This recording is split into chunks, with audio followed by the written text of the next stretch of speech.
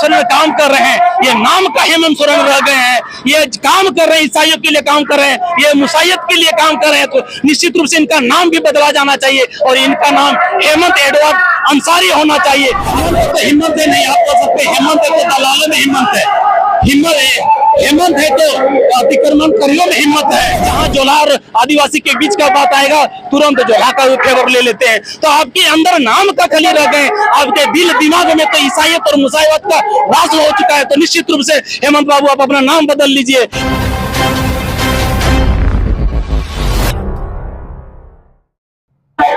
झारखंड बड़े 25 साल हो गए, मगर ये दुर्भाग्य की बात है कि झारखंड के आदिवासी समाज अब भी धरना देने को मजबूर है। कभी रैंप का मामला आता है तो कभी जमीन के लूटपाट का। अभी हमारे साथ आदिवासी समाज के लोग हैं, बात करते हैं उनसे क्या उसका कहना है। दादा 25 साल हो गए हैं झारखंड बने हुए और हेमंत सरकार का दूसरा साल अभी चल रहा है। लगातार वो 2 बार मुख्यमंत्री बने हैं। कितनी मिली है आदिवासी समाज को इसका फायदा? जब झारखंड राज्य अलग हुआ था बड़े हमें गर्व हुआ था, लेकिन बड़ा दुर्भाग्य की बात है ये जब से हेमंत सोरेन की सरकार आई है, वो कहने को तो बुरा सरकार है, लेकिन बड़ा दुर्भाग्य है सिर्फ कहने बस रह गया कि अब वो की सरकार है। ये ईसाइयों की सरकार है, मुसाइयों की सरकार है और उसी विचारधारा में हेमंत सोरेन जी काम कर रहे हैं। निश्चित रूप से हम सबके लिए दुख की बात है और आने वाला समय है यदि हम समाज नहीं जागे और हम इस पर रोक नहीं लगाए, हेमंत सोरेन पर रोक नहीं लगाए, तो निश्चित रूप से ये झारखंड जो प्रदेश है आदिवासियों के ना रहकर ये ईसाई और मुसाइयों की झारखंड प्रदेश बन जाएगा। लगातार हेमंत सोरेन का कहना है कि हेमंत है तो हिम्मत है और हम लगातार हमेशा आदिवासियों के सोच में रहते हैं।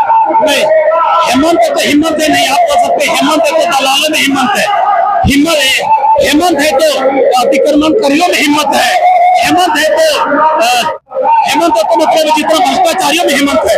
आप पूरे 5 साल का देख लीजिए, उनका एक अच्छा काम किए नहीं, संवैधानिक दृष्टि से राजनीतिक दृष्टिकोण से एक भी अच्छा काम नहीं किया, लेकिन हाँ पूरा संथाल परगना को जोला परगना बनाने का काम निश्चित रूप से किए और उनको ये आरक्षण बचाने का जिम्मेवारी उनके कंधों पर था क्योंकि वो उसी समुदाय से आते हैं। और आने वाला समय है जो जिस प्रकार से रोहिंग्या मुसलमान ये संथाल परगना में वास कर रहे हैं और हमारे बहन बहु बेटियों से शादी ब्याह करके वो जमीन को लूट रहे हैं, आरक्षण को लूट रहे हैं, यदि रोक नहीं लगाएगा तो निश्चित रूप से वो जोला परगना बनेगा और आने वाला समय में हेमंत सोरेन को भी हटा दिया जाएगा, लेकिन उसको अभी समझ में नहीं आएगा।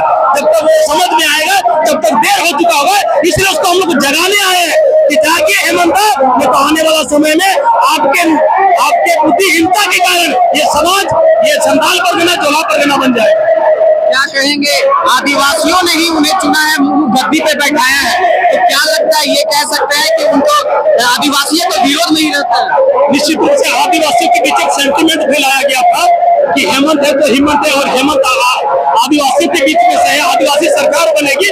निश्चित रूप से यही इमोशनल ब्लैकमेल किया गया कि भाजपा सरकार आएगी तो यहाँ से सबको यहाँ अडानी अंबानी आ जाएंगे, जमीन को लूट लिया जाएगा। ये इमोशनल ब्लैकमेल आदिवासियों के बीच में सेंटिमेंट फैलाएगा, लेकिन जब से उल्टा काम करने का काम किया है, अभी जो अतिक्रमण का मुद्दा है में हाइडल पावर लगने वाला है, उसको रोक लगाने के कई बार आदिवासी समाज ने आंदोलन करते हैं, लेकिन हेमंत चुप नहीं करते हैं। अतिक्रमण का मुद्दा हमारा भी चल रहा है, लेकिन हेमंत सोरेन के मुख से एक शब्द नहीं निकलता है। उल्टा क्या करते हैं, हमारा मुरुजन लिख देते हैं, में चुपचाप रहते हैं। 10 साल और इनका 7वां साल है ये लगातार, लेकिन 7 पैसा धर्म के नाम पर, समाज के नाम पर हेमंत सोरेन ने 7 पैसा देने का काम नहीं किया है।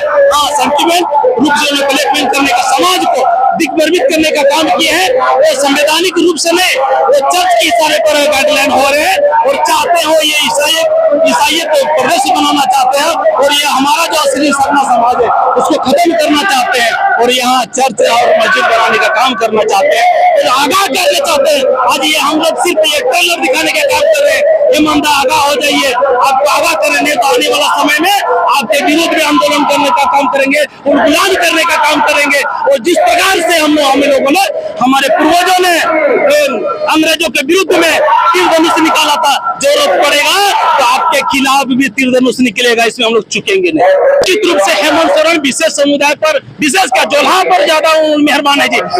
हमारा समाज संथाल समाज जिस कौम से वो आते हैं, हम लोग कई बार आंदोलन किए हैं कि ओलची की भाषा से पढ़ाई शुरू किया जाए, शिक्षकों की बहाली किया जाए, लेकिन उन्होंने एक नहीं सुना। उर्दू वाले का 8,000 बहाली तुरंत ले लिए। अरे उर्दू कौन पढ़ता है, उर्दू तो विदेशी भाषा है। आप इसे झारखंड के और हमारा भाषा बकायदा 8वीं अनुसूची में शामिल है, बावजूद अब राजभाषा नहीं बना रहे, ना ही पढ़ाई लिखाई स्टार्ट करे, ना शिक्षकों की बहाली करे। तो निश्चित रूप से ये विशेष समुदाय नहीं, जोल्हा और ईसाइयों पर मेहरबान सरकार है। हम इनको चेताना चाहते हैं, आपका ये आप सत्ता में जब तक है कर लीजिए, लेकिन हम लोग जिस दिन गुलाम करेंगे आपको सत्ता से बेदखल करते हुए आपको अपना घर नेमरा पहुंचा देंगे। क्या है निश्चित रूप से जिस प्रकार से हेमंत सोरेन काम कर रहे हैं, ये नाम का हेमंत सोरेन रह गए हैं, ये काम कर रहे हैं, ईसाइयों के लिए काम कर रहे हैं, ये मुसायत के लिए काम कर रहे हैं, तो निश्चित रूप से इनका नाम भी बदला जाना चाहिए और इनका नाम हेमंत एडवर्ड अंसारी होना चाहिए। अब जहां देखिएगा वहां ईसाइयों के लिए काम करेगा, जहां जोल्हा और आदिवासी के बीच का बात आएगा तुरंत जोल्हा का फेवर ले लेते हैं। तो आपके अंदर नाम का खली रह गए, आपके दिल दिमाग में तो ईसाइयत और मुसायवत का राज हो चुका है। तो निश्चित रूप से हेमंत बाबू आप अपना नाम बदल लीजिए। काहे समाज को दिग्भ्रमित कर रहे हैं सोरेन बोल के, तो सेंटिमेंटल ब्लैकमेल करना बंद कर लीजिए, एडवर्ड अंसारी कर लीजिए। आप लोग समूह में हम लोग उसी दिन उम्मीद खत्म कर देंगे और आज आने वाला दिन में आपसे कुछ नहीं मांग करेंगे। परिचय दे दीजिए। फुलचंद किसको, बोकारो जिला। बोकारो में कहाँ